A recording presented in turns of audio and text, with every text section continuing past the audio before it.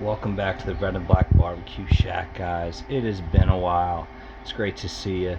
Hopefully you're back again to watch another one of these. Today we are cooking some garlic and herb barbecue chicken for me and the missus. She wants it extra garlicky and herby, and we are going to do that for her, and I'm going to show you how. It's good to be back, guys. Like I said, past couple weeks have been a little crazy. Life doesn't really care that I'm trying to run a barbecue channel over here, so I'm not going to bore you with any of that. Let's get into this. We got some chicken breasts here, and what we went ahead and did is we went and injected it with some of this Tony Chachere's garlic and herb injectable marinade, and then rubbed it down in some of this Redneck Barbecue Lab chicken and rib rub, and then it's been in the fridge for a little over 3 hours now.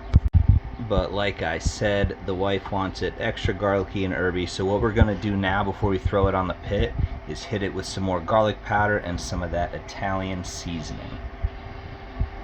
Now that we got this bird meat nice and seasoned up, we're going to let this sit on here for about 10-15 minutes before we throw it on the pit. You already know we got the Traeger rocking at 275. We got the hopper, not really full, of Bear Mountain Barbecue pellets, the gourmet barbecue blend. We've had these breasts on here for like 15-20 minutes now. Got the probe in there set at 150, I believe. I'm going to sauce them around 150. And then over here is a top secret. You guys can't even know what's going on in that. It's almost secret stuff.